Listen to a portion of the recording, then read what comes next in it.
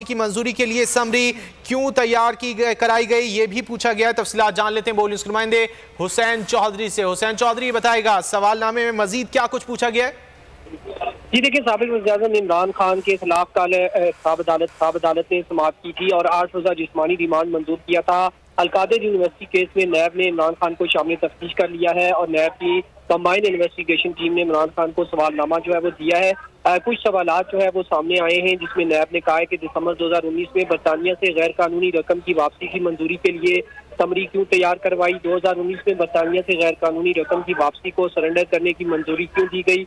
ये भी सवाल किया गया कि मुलजमान से बदले में अलकादिर यूनिवर्सिटी की जमीन और दीगर माली फायदे क्यों दिए गए। आला तरीन अवामी ओहदे पर बैठकर इख्तियारात का नाजायज इस्तेमाल क्यों किया गया है। नैब ने मजीद सवालात में कहा है कि इख्तियारात का नाजायज इस्तेमाल करके मुलजमान से माली फायदे क्यों हासिल किए गए, जबकि बरतानिया से गैर कानूनी रकम मुलजमान को वापस करके मुजरमाना अमल जो है वो क्यों किया गया है।